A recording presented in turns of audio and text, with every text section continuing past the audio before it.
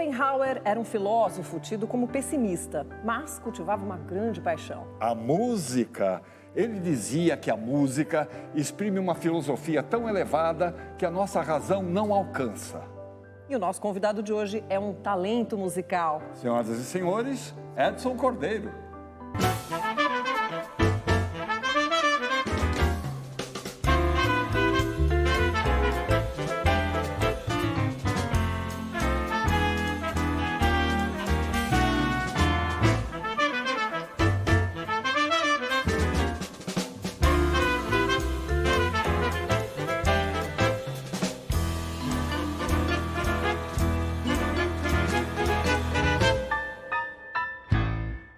Edson, é um prazer te receber aqui.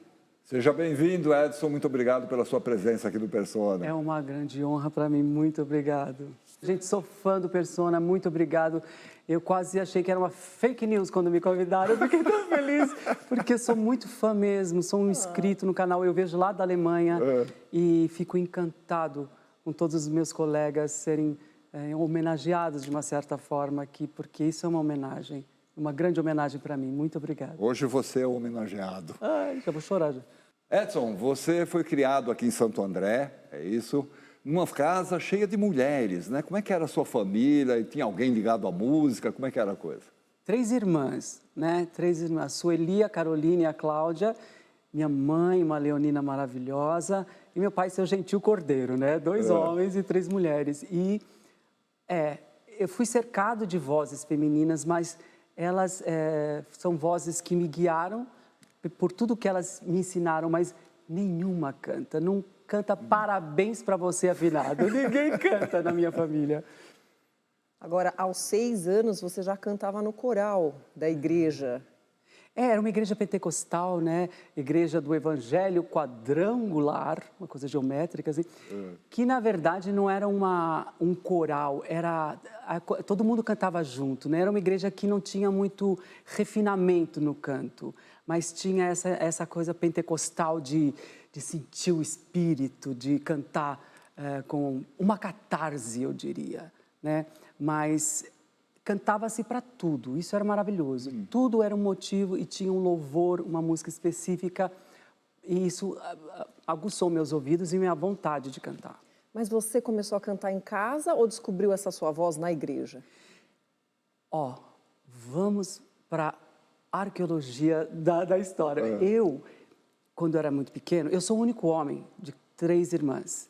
Então, meu pai tinha muita expectativa de eu representar a masculinidade que ele tanto esperou até eu nascer, o menino que jogava futebol, E eu não era assim, é claro, não gostava de bola, não gostava de futebol. E tinha uma coisa que os meninos, colegas, assoviavam muito agudo, aquele assovio que eu não conseguia. E eu queria estar com os meninos, falar, eu tenho que fazer alguma coisa da tribo masculina. E eu fazia com a voz. Aquele agudo do assovio, que eu não conseguia fazer, eu fingia que estava fazendo e dava um agudo, muito agudo. Meio Günter Grass, o tambor, né? Aquela coisa, aquele agudo que entrava assim. E isso já chamava atenção, essa elasticidade, essa disponibilidade fisiológica da minha voz de ser muito aguda. Então, eu descobri que poderia brincar com a minha voz antes de cantar. Eu sabia que eu podia mentir, né, dissimular um rito masculino, que era essa coisa assim. Agora, aqueles hinos que se cantam nas igrejas, de modo geral, são hinos muito bonitos. Você lembra de algum? Lembro. Isso é que eu quero. Se for possível. Não, mas... hinos, Trechinho olha, eu vou te falar uma coisa assim, tinha o grupo de crianças da igreja, chamava-se Cordeirinhos do Senhor. Então, isso para mim já era a minha banda, eu achava que era a minha banda, entendeu? Eu era band leader. Né? E era naquela época que a gente cantava, sou um soldadinho, servo do Senhor, marcho em defesa para o Evangelho, essas músicas lúdicas né, que atingia a criança, né? E era muito musical, mas não chamava atenção na época. Eu nunca falava, Eu nunca fui solista de nada na época, isso aconteceu depois, né? Quer dizer, o pessoal da igreja não percebeu que você tinha essa extensão vocal, que você tinha esse... Não, Não percebeu? não. E em casa, eu era o incômodo. Eu era aquele que cantava toda hora e fica quieto, cala a boca. Fala assim, ó, eu vou lavar a louça, mas eu vou cantar o tempo inteiro, sabe? Assim, não era uma... Vamos ser honestos, né? Eu tenho que ser, minhas irmãs se arrependem até hoje disso. Mas eu não era uma coisa assim, o canoro Edson Cordeiro. Era uma coisa, sei lá, vem Edson Cordeiro cantando de novo, entendeu? Agora, e o que você ouvia? O que a sua família ouvia? Só música da igreja. Só. A gente era proibido mesmo, de cantar ou ouvir coisas que não fossem da igreja. Eu fui dos 6, como você falou, até os 15 anos, tudo era proibido, né? Eu gostava, eu ouvia, mas com culpa, porque a gente não podia ouvir músicas que não fossem evangélicas. Você imagina, né? Era difícil. Então, vamos falar um pouco sobre registro de voz. Ah. No caso das cantoras, existem 3 classificações básicas. Você me corrige se eu estiver errado. A soprano, que é a voz mais aguda, a contralto, que é a voz mais grave, e a mezzo-soprano, que é a voz intermediária entre a grave e a aguda. Perfeito. A gente tem um maestro que vai falar sobre esse registro das vozes masculinas. Vamos ver? Que maravilha. La vita nella tripudia, quando non sami ancora, non dite che lei ignora. Os homens que têm uma voz mais aguda são os tenores.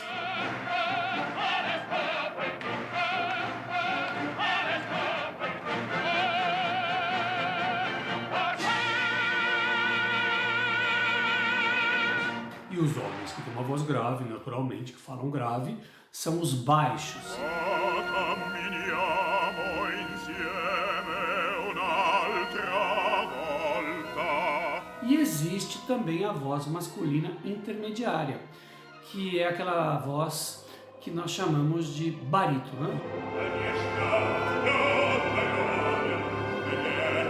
Então vamos falar agora do contratenor. Começa tudo lá no século XVIII, talvez no final do XVII, quando surgiu um hábito muito maluco, que era de castrar crianças que tinham uma voz muito boa, de maneira que eles não passariam por aquele período que a gente conhece hoje, que é o da mudança de voz dos adolescentes, né? Então, com a castração, gerou-se uma geração, várias gerações de homens que tinham uma voz potente e muito aguda, como se fossem vozes femininas.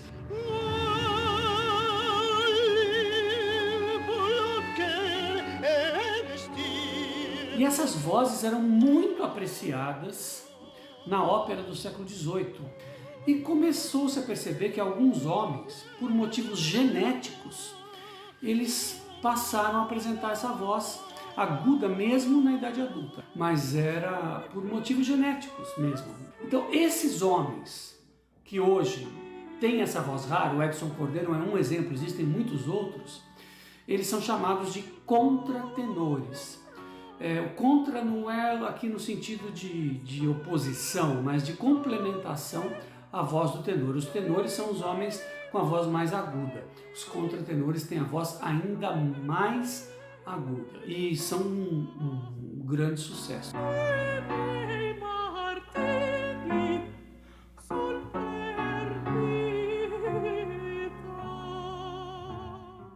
Quando é que você se descobriu um contratenor? A primeira vez que eu ouvi essa expressão foi quando eu fiz uma ópera rock, um musical chamado Amapola, nos anos 80.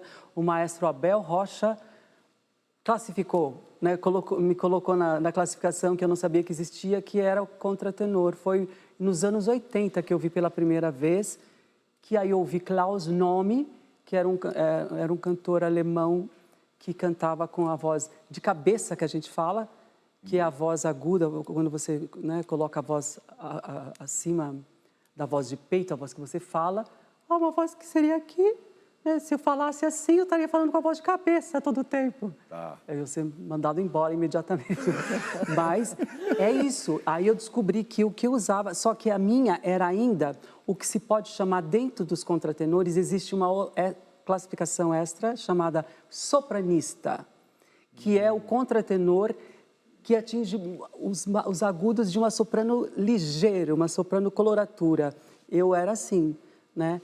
E hoje eu preciso falar que nós temos um sopranista brasileiro na Europa fazendo uma grande carreira, chamado Bruno de Sá, que é da minha cidade, Santo André, que é uma estrela da ópera barroca nesse momento. E é um dos maiores sopranistas do momento. Eu fico muito orgulhoso. Que legal. Agora, você alcança 4 oitavas, Alcançava. né, com a sua voz? Hã? Eu alcançava. Alcançava? Não canto, não sou tão alcança agudo mais. mais. Não. 4 oitavas é quase, vamos dizer, um teclado de ponta a ponta, praticamente, né? Era uma grande extensão. Uma grande... Mas eu falo alcançava também porque as pessoas precisam desmistificar a ideia que a voz não muda. A voz muda todos os dias. A voz muda como o cabelo muda, como o cabelo cai, inclusive, como a pele muda, como tudo muda. E eu falo que eu acompanho, eu só faço o que minha voz me permite. Eu não gosto dessa ideia de passar para a plateia uma ideia de esforço, de dor, de incômodo. Eu só canto o que minha voz me permite. Mas você já ouvia Mozart, por exemplo, também? Fui Não. ouvir depois. Eu fui descobrir a Rainha da Noite, que eu gravei, que eu convidei até a Cássia Eller para cantar comigo. Eu cantava a área completa. Quando eu fiz essa ópera rock, Amapola, e conheci uma soprano coloratura chamada Katia Guedes, que é filha da saudosa Guedes. Sônia Guedes. Que está na Alemanha, inclusive. Que né? está na Alemanha, Katia Guedes, uma grande soprano coloratura, e ela me mostrou. Eu tive preceptores maravilhosos, pessoas que me adotaram, como chama isso? Artisticamente. Artisticamente, intelectualmente, né, me apresentaram, porque são os meus professores. Eu ouvia a Kátia cantar, falava, eu também consigo fazer isso. E a gente começava a fazer vocalize e ficava só eu e Kátia no final, assim, os mais agudos cantando. E foi lá que eu ouvi Rainha da Noite, que eu descobri Mozart, Verdi, com os meus amigos que me mostravam as coisas. Eu não tinha como ouvir LP, minha família é muito pobre. Eu fui poder comprar uma vitrola anos depois. Eu ia no Centro Cultural São Paulo para poder ouvir um LP. Era assim. Na discoteca do Centro Cultural. A minha formação é Centro Cultural. Ler, eu fui ler lá, eu fui ouvir música lá, né? Eu sou muito agradecida. Aí, por volta dos 17 anos, você vai confirmar se é isso mesmo, você foi trabalhar no McDonald's. Antes você até. Você saiu da sua casa ou você continuava morando lá? Eu trabalhei na segunda loja do McDonald's no Brasil. Olha isso. Que foi na rua São Bento, eu acho. Bento, eu tinha uns 14 anos, eu acho. E eu cantava na chapa.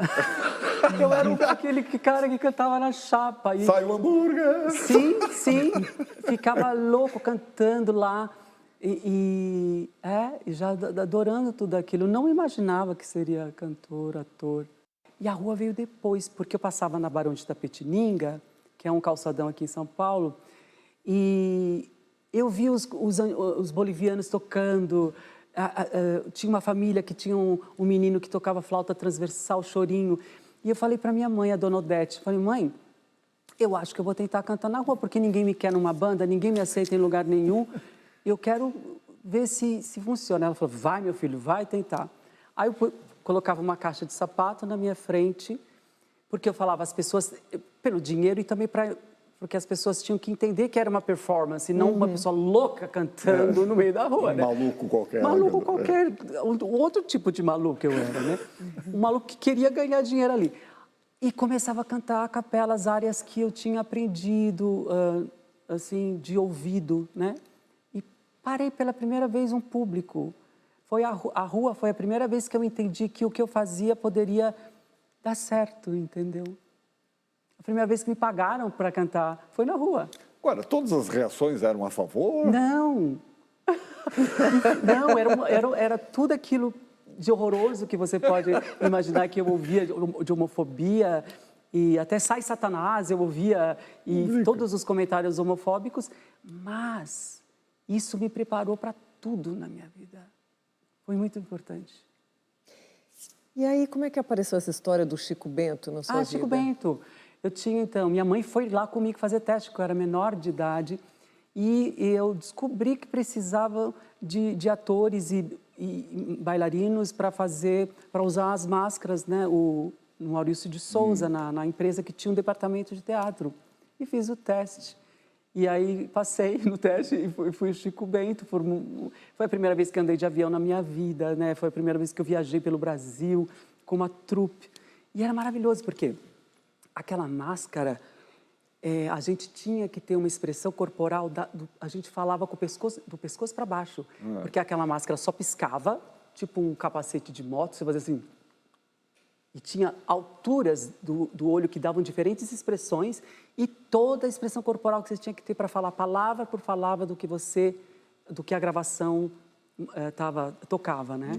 E foi uma grande escola para mim, porque eu adorava mímica, eu era fã da Denise Stoklos e do Marcel Marceau, e entendi que aquilo ali também ia me ensinar muita coisa que eu uso até hoje. Bom, a gente vai fazer um breve intervalo, a gente volta em instantes e vai falar aí sobre suas primeiras aventuras no palco, como ator, como cantor, pode ser? Com o maior prazer. Voltamos já com Edson Cordeiro.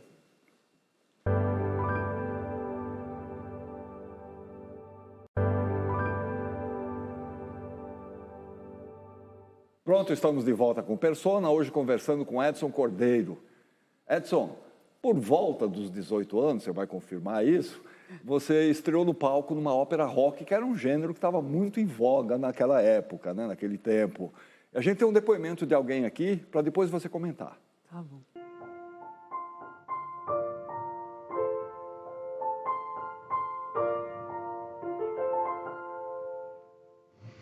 Nossa, falar da relação de mais de 30 anos com o Edson Cordeiro pode dar uma minissérie.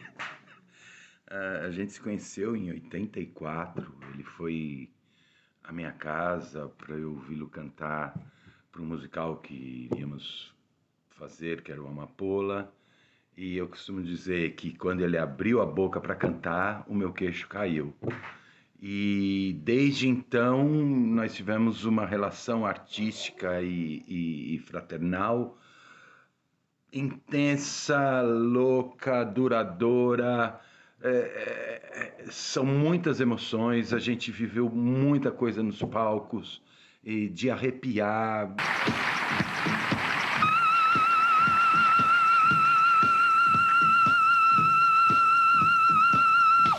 Excuse me. Maria Callas, Muserra Caballé, Bidu, Bidu, Bidu, Saião, Kiri, Kiri, Kiri, Decanaua. Tenho muito a agradecer porque me deu a oportunidade de criar muitas coisas junto com ele. Ele era aberto às ideias, ele trazia muitas ideias.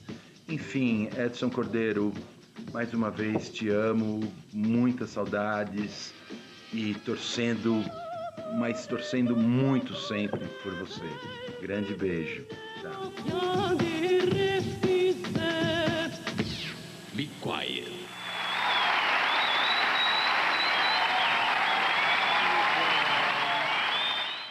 Meu Deus, Miguel Bramonte, né? Eu falo assim, eu comecei minha carreira de cantor, a ópera Rock Amapola, nessa data eu tinha de 17 para 18 anos. Eu lembro que eu falei, meu Deus, agora que eu consegui um emprego no teatro, se eu servir o exército, eu não vou poder fazer. Eu lembro disso, por isso que eu lembro das datas. Essa data eu não esqueço. E ele fez toda a música, era uma ópera rock inédita. Miguel Bramonte, um dos maiores músicos desse país, fez toda a música desse musical. E eu fui na casa dele, eu lembro, e como Abel Rocha, que era o maestro, cantar, fazer vocalize, ele começou a tocar, e a partir daquele momento eu comecei a trabalhar com ele e nunca mais parei. Trouxe ele para os meus primeiro, segundo e terceiro discos, né? Ele fez toda a produção. A gente tem mais um depoimento para Deus você, é mais. vamos ver quem é. Edson Cordeiro, Como eu gosto de você, cara. Como eu gosto de você. Como eu gosto desse ator incrível que você é. Desse cantor maravilhoso. Senhor absoluto, dono absoluto da voz. Faz o que quer, o que não quer, o que deve, o que não deve. Enfim. Diz uma coisa para mim. Eu estou enganada. Ou há um tempinho atrás você fez um musical como ator e cantor, obviamente, dirigido por Antônio Bujan? Diz para mim. Um beijão, querido. Beijo, meu amor. Obrigado, gente. Que delícia.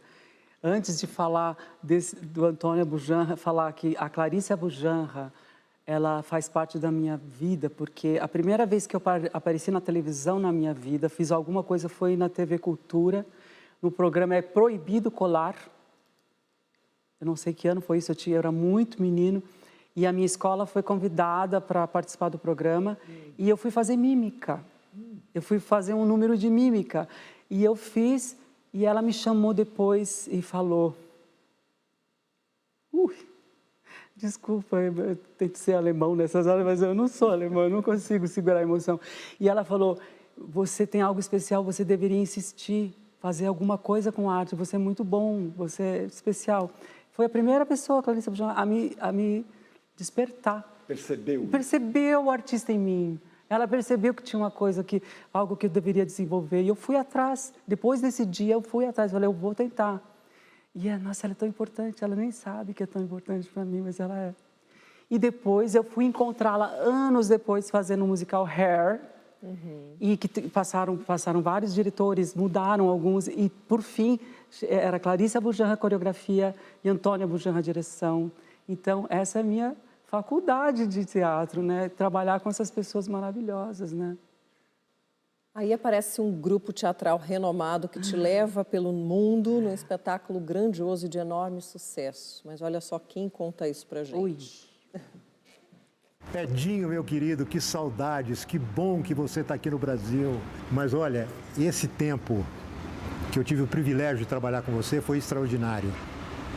Até hoje eu sonho com a cena inicial, você descendo do pássaro, o urdimento, você cantando, abriu o espetáculo, você colocava o espectador num estado de graça que permanecia durante o espetáculo inteiro. Então era incrível. E um outro momento era quando você cantava o Cold Genius, uma música do século XVI, que inclusive você sugeriu. Olha, eu fico arrepiado até hoje, lembrando você cantando o Cold Genius. Até vou fazer um pedido, quando você estiver no estúdio, dá uma palhinha, mesmo a capela do Cold Genius. Dá uma palhinha, eu vou estar ligado. Beijo, Edinho.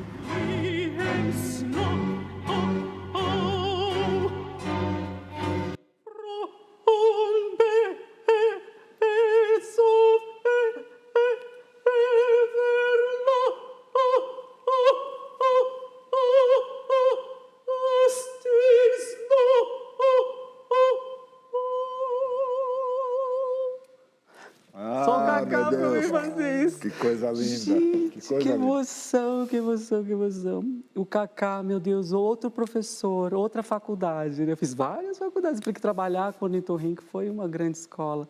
E o Cacá, assim, quando proibiram o Teledão, a peça que ele estava fazendo, o Xaxá contou aqui, eu vi, teve uma manifestação, assim, vários artistas foram convidados a participar de um protesto no Teatro Ruth Escobar. E eu fiquei sabendo e fiz um grupo, assim, com 2 percussionistas e uma bailarina. Vamos fazer uma performance lá para participar. E quando chegou o momento, eles não queriam mais participar, ficaram com vergonha. E eu fiquei sozinho. Gente, eu estou sozinha aqui, foram todos embora, os músicos foram embora. E eu falei, vou fazer como eu faço na rua, vou chegar lá e vou cantar. Aí estava todo o Ornitorrinco lá, e um público, a casa cheia, e fiz aquilo que eu sabia fazer na rua, cantar, simplesmente cantar a capela, como fiz aqui agora. E isso também ficou na memória dele. E uma amiga que foi convidada para fazer o espetáculo falou, tem um Edson Cordeiro, aquele menino que canta na rua, você não quer... Vamos conversar com ele. Ele me chamou na casa dele e eu assisti o filme da Ariane Mouchkine sobre Molière e falei, e toca essa música. E eu falei, Cacá, eu canto essa música. Ai, você canta, então vamos colocar numa cena. E foi uma escola, o Cacá me levou para o mundo, o grupo Ornitorrinco, esses atores me ensinaram tudo que eu uso até hoje. Ai, que emoção. Muito obrigado, Cacá. Sou muito agradecida ao Cacá Rossé. Agora, em que momento você tomou a decisão de deixar o teatro e embarcar de vez na sua carreira musical? Ai, que tá um bom momento para pedir desculpas para o Cacá. Não desculpas, mas o Cacá foi tão generoso, porque enquanto eu fazia o Doente Imaginário, do Molière, com o Ornitorrinco, eu conheci o meu empresário, que é um jornalista, é um jornalista, né? Que fui apresentado, que nunca tinha trabalhado com cantor, com música. E ele me conheceu, o Jackson Bezerra, e ele falou, vamos trabalhar, você como cantor, você tem que decidir, no Brasil não dá para fazer tudo. Ele já tinha esse estigma, né, que ou você canta ou você atua, né, que deve existir ainda um pouco. E ele falou, você quer ser cantor? Então vamos ser cantor. Aí eu comecei a divulgar meu trabalho e fazendo Ornitorrinco. Eu estava em Nova York, no orelhão, falando com o Jackson, falando, se você estivesse aqui, você faria isso, você tem que decidir, Edson. E teria a possibilidade de eu fazer Sonhos de uma Noite de Verão. Talvez até o Puck, não sei. Estava assim uma ideia de poder fazer. E eu falei, Jackson, tá tão dando certo aqui no Ornitorrinco, tudo tão maravilhoso. Eu falei, não, tem que decidir. Aí tive que pedir as contas no meio de uma temporada, né? No meio. A temporada já ia há muito tempo, mas eu não pude ficar. E eu falei, Cacá, desculpa, eu tenho que ir embora. E ele foi tão maravilhoso, Cacá, porque ainda era o tempo que se precisava de aquele release de papel. E o Cacá deu um depoimento sobre mim ainda muito importante, muito bonito, mesmo eu tendo largado o Ornitorrinco no meio do caminho, né? Mas foi isso. Mas aí você estoura mesmo, de verdade, nas paradas, quando você gravou a Rainha da Noite. E convidei a Cássia. I Can Get No. Com a Cássia. Um sucesso que pôs todo mundo para dançar. E pôs todo mundo para falar de Mozart, que eu acho que é o mais importante. E agora, como é que surgiu a ideia de gravar com a Cássia Eller, que é uma voz completamente oposta à sua, vamos dizer assim? Deswegen, como se diz, por causa disso, exatamente. Por causa disso. Porque eu queria a androgenia, do outro lado, como eu te falei, o andrógeno da mulher. A Cássia, quando eu vi no rádio pela primeira vez, ela me enganou. E não é fácil enganar meus ouvidos. Eu não sabia quem era a Cássia Eller, eu ouvi falar, que cara legal, que cantor legal. É uma mulher. E essa reação falou, eu guardei isso, falei, eu quero isso na música. Porque ela me enganou a danada. E é maravilhosa. Eu tinha 3 ideias. Cássia, João Gordo ou Ângela Rorô. E a gente perguntou primeiro para a Cássia, ela aceitou de cara, no meu primeiro LP, né? E aí eu já chamei, vem, vamos cantar isso, ela fez lindamente.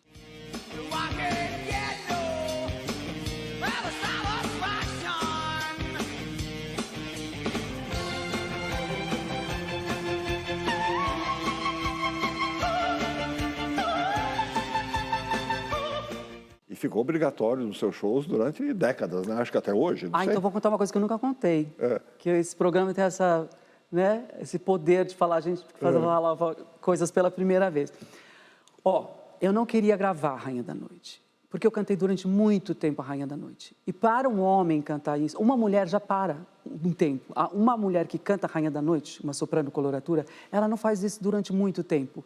E eu tenho hormônios, né, masculinos, e eu fiz até muito tempo. E eu falava para o Jackson, meu empresário, eu não quero passar a noite acordando, imaginando se eu vou conseguir cantar isso à noite, é um pesadelo. Era um prazer, mas um pesadelo. E eu falei, não vou gravar. Ele vai gravar, pelo menos, Edson, registra enquanto você tem isso.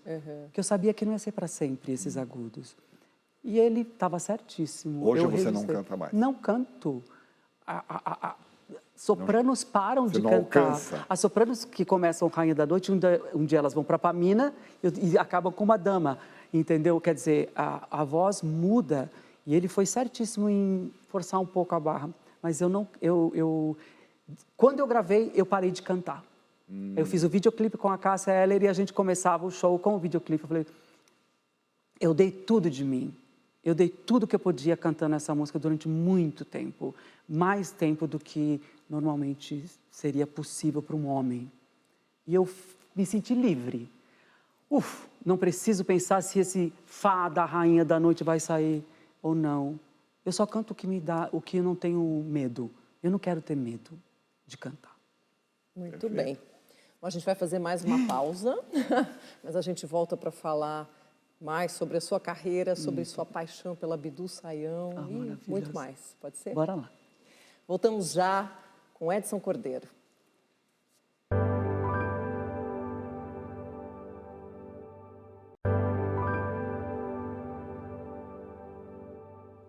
Pronto, já estamos de volta. A nossa conversa hoje é com Edson Cordeiro.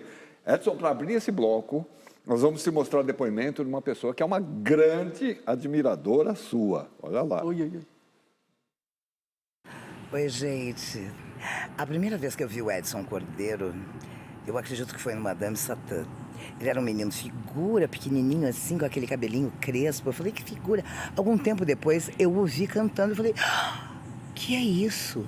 E aí eu passei a acompanhar, paralelamente, a carreira do Edson Cordeiro florescendo, ele sendo aplaudido, ovacionado. E eu lembro que quando a gente fez a Terça Insana, entre muitos artistas convidados, um deles foi o Edson, e ele veio participar do Terça Insana Música, que começava com a Billie Holiday cantando, acompanhado de um piano maravilhoso, e a gente ouvia o disco riscado, né? A cortina estava fechada. Quando abre a cortina era Edson Cordeiro fazendo Billie Holiday, aquela voz fantástica, Cida Moreira no piano e Fernandinho Beatbox fazendo o arranhado do disco. Foi um dos quadros mais marcantes que eu não esqueço nunca da Terça Insana. E ele também fez a Bibi Ferreira, que ele imita brilhantemente. Pede para ele fazer Bibi Ferreira cantando o Kelly Key, é uma maravilha. E sempre que eu assisto o Edson Cordeiro, minha vontade é de ir no camarim procurar as asas no corpo dele, porque ele canta como um anjo. E eu admiro muito, e respeito muito e torço muito pelo Edinho. E fico muito feliz com a carreira internacional dele. Um beijo, Edinho, eu te amo.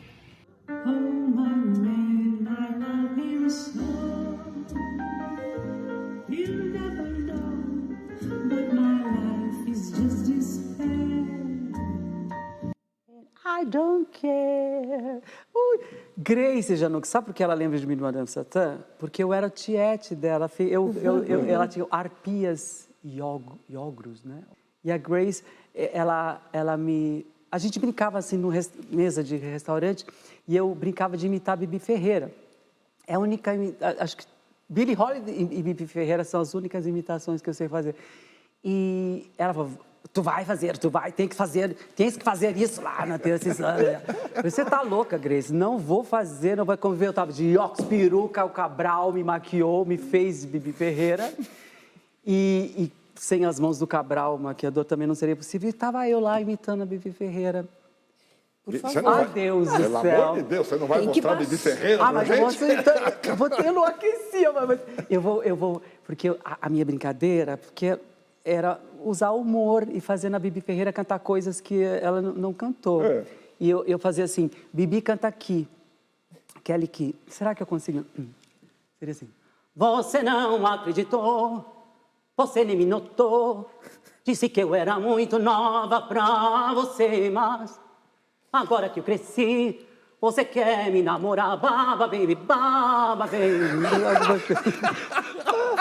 Mas eu tô sem aquecer aqui, mas era uma coisa assim. Mas o Cabral me fez Bibi Ferreira. Quando eu olhei no espelho, eu levei um susto e ficou muito parecido o rosto, né? E com a voz.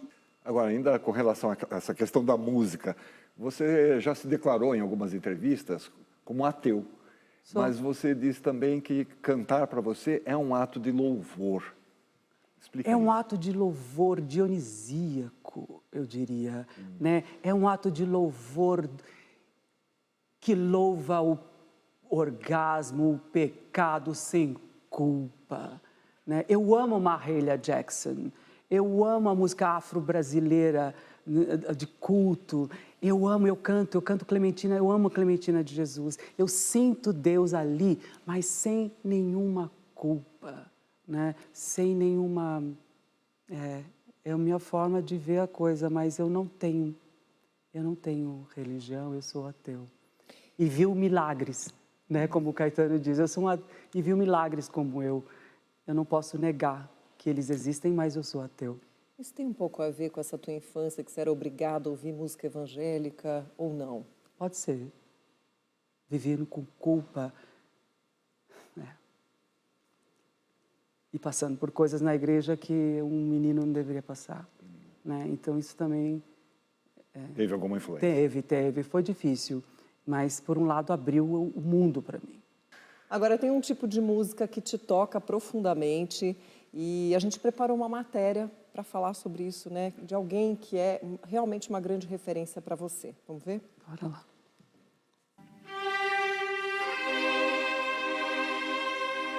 Bidu Sayão nasceu no Rio de Janeiro em 1902, em uma família da alta sociedade carioca. Na adolescência, sonhava em ser atriz, viajar por outros países e fazer teatro ou cinema. Profissões consideradas degradantes para mulheres da sociedade na época. Convencida por um tio de que a única forma de chegar aos palcos seria através da música lírica, passou a estudar canto aos 13 anos e aos 17 estava na Europa cantando para reis e rainhas. Foi solista do Metropolitan Opera House de Nova York e reverenciada como uma das maiores cantoras líricas da história. Por aqui, foi chamada de antipatriota por ter se mudado para o exterior, embora fizesse questão de levar o nome do Brasil por onde passasse. Até que, em 1995, a escola de samba Beija-Flor a levou pela avenida no enredo Bidu Sayão e o Canto de Cristal. Finalmente, o Brasil fazia as pazes com essa, que foi uma das grandes vozes do canto lírico de todo o mundo.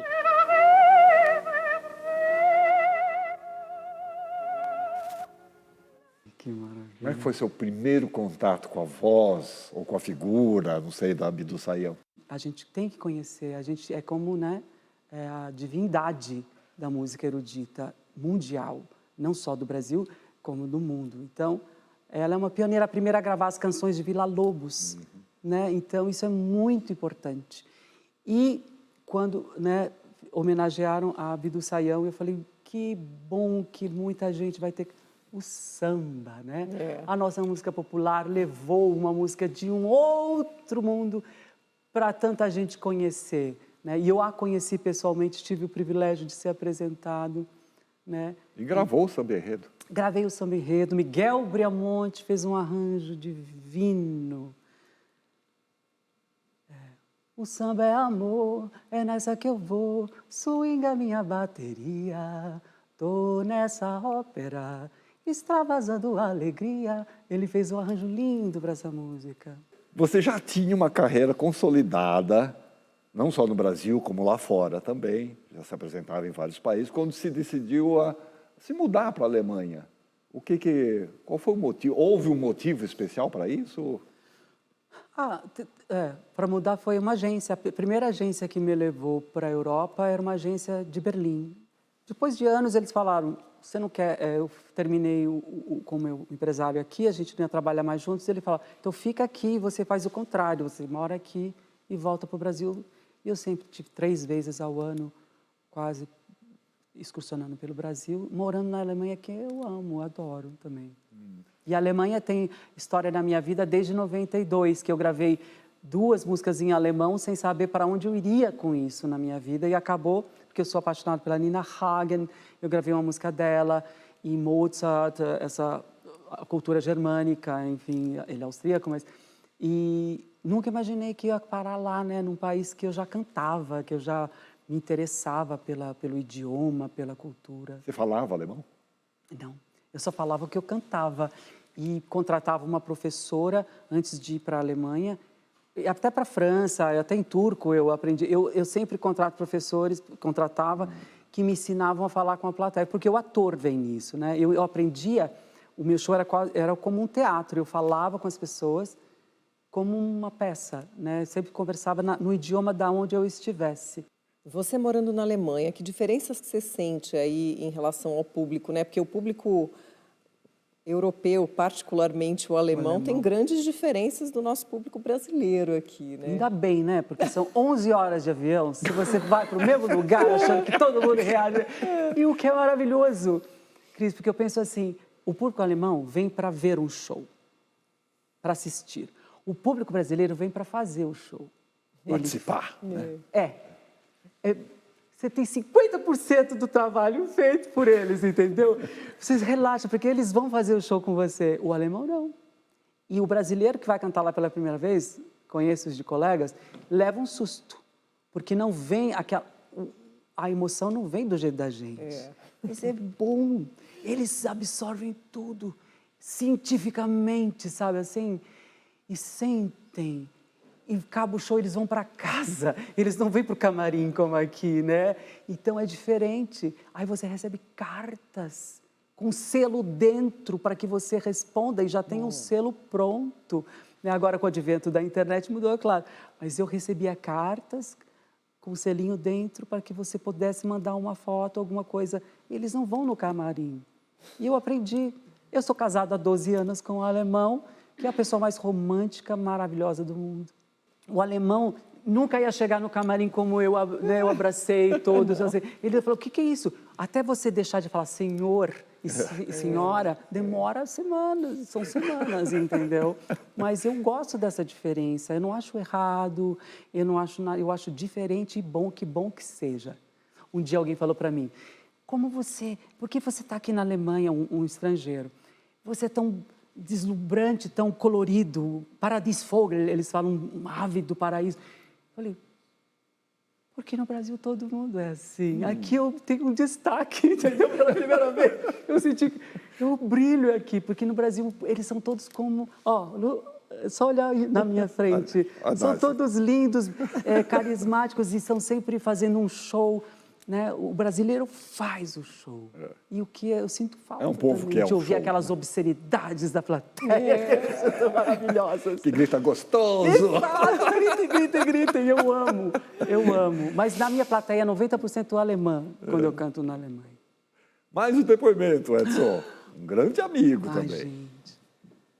Oi! Olá, minha gente! Eu tô tão feliz de estar aqui nessa janelinha para poder falar desse meu amigo talentoso, desse amigo, esse artista brilhante, querido Edson Cordeiro. Eu preparei até um cenário para poder falar de você. Esse cenário brilhante que eu preparei é todo seu, meu amigo querido. Vocês sabem que a primeira vez que eu assisti o Edson Cordeiro num teatro, que eu tive essa honra, foi fazendo uma montagem do musical Hair. E desde então eu sempre estou perto, acompanhando, vibrando, torcendo e aplaudindo esse grande artista que é você, meu querido amigo. Parabéns por tudo, parabéns pelo seu talento, parabéns pela sua coragem, né? De repente de ir desbravando, abrindo caminhos, de repente você sai daqui, pula, tá lá na Alemanha, nesse país que te abraçou e você segue trilhando a sua carreira brilhantemente e a gente fica aqui acompanhando e torcendo sempre na grande torcida. E eu espero que um dia a gente se encontre no palco, quem sabe um dia a gente vai se encontrar nos palcos da vida e eu acho que a gente vai se divertir bastante. Então, um beijo, tudo de bom, até breve. E eu vou estar sempre na primeira fila te aplaudindo de pé. Um beijo, até já. Grande ator, Wilson de Santos, gente, que honra ter o Wilson aqui. Ufa. Ai, brilhando, né? Você viu esse olho faiscando, né? É difícil aqui, gente, ver toda gente assim, brilhante, maravilhosa. Ele falou de se encontrar no palco, mas você fez algumas apresentações com a Companhia Baiana de Patifaria, não Nós compartilhamos o palco, né? Eu sou aquele... no Brasil, a gente dá canja em teatro, né? É engraçado, até em teatro. Eu já participei de espetáculos e foi tão interessante me convidar para ser uma das freiras. As noviças. Freiras, e foi muito bom. Grande talento, maravilhoso, assim, obrigada. Edson, ultimamente você está empenhado em divulgar pela Europa o primeiro filme gay feito no mundo, em 1919, né? Um filme que estava desaparecido e parece que encontraram uma cópia. Conta pra gente essa história desse filme desaparecido e se ele vem para o Brasil. Importante, né? Bom, vamos resumir então. Em Berlim existe um cinema da década de 20 que sobreviveu à guerra, que até hoje apresenta filmes mudos da década de 19 até 23. E eu fui assistir um espetáculo que eles têm uma orquestra que toca para esses filmes. E tinha um maestro brasileiro, Marcelo Falcão, que era o maestro da orquestra, fiquei sabendo, e fui assistir Metrópolis, né, com orquestra. Fiquei encantado, fui falar com o maestro, vamos fazer um projeto juntos. E meu marido é um grande especialista do cinema expressionista, ele sabe tudo disso. Ele falou, tem um filme, Anders als die anderen, que significa diferente dos outros, parágrafo 175, que era o parágrafo que punia os homossexuais com castração, como um criminoso, desde o final do século XIX. E só saiu das leis em 94 na Alemanha. Caramba. E um pouco antes na DDR, na Alemanha comunista, mas a Alemanha ocidental só em 94. Ok, isso posto. E esse filme que foi o primeiro filme da história do mundo que mostrava o homossexual como uma pessoa normal que amava e mostrava os dramas, que era chantagem, suicídio, todos os problemas. Foi o primeiro filme na história. E esse filme foi completamente, todas as cópias destruídas na Alemanha, mas uma cópia foi para a Ucrânia, para ser apresentado em Ucrânia em 1926. E essa cópia que estava na Ucrânia sobreviveu e foi para a Califórnia e foi restaurado. E eu tenho um show que eu faço na Alemanha, que eu já fiz em Berlim agora, a gente mostra o filme com a orquestra e depois eu canto as músicas da época. E o primeiro hino gay, que é esse que foi composto, que eu canto, Anders als die anderen, que é uma música que fala sobre a gente só é diferente dos outros, né? A gente só quer o direito de ser feliz. É forte, é importante. É um dos projetos mais importantes que eu estou fazendo agora na minha vida. Vem para o Brasil? Estou quase conseguindo. Estou quase conseguindo um apoio para trazer esse projeto aqui. É nesse momento tão importante. Nossa, fundamental. Que o Brasil vive. Fundamental.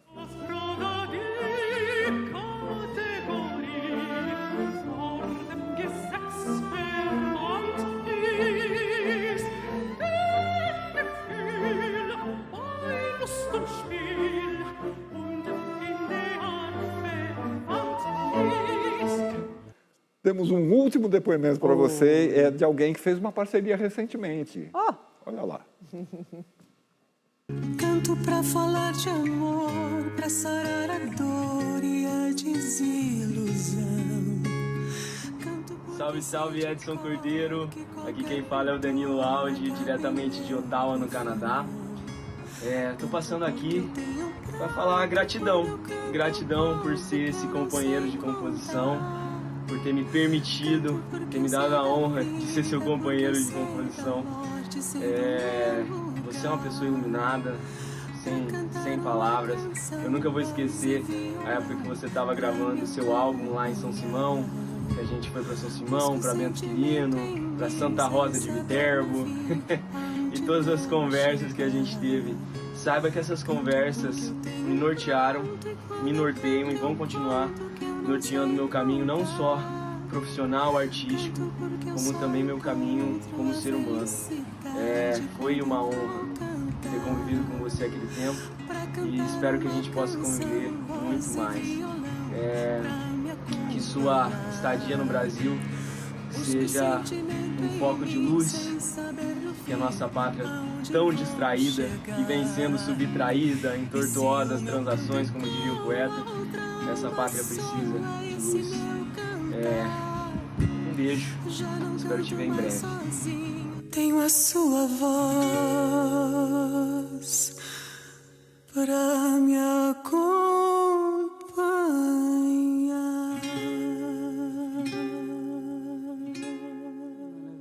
obrigado, gente. Isso é uma homenagem linda que vocês fazem.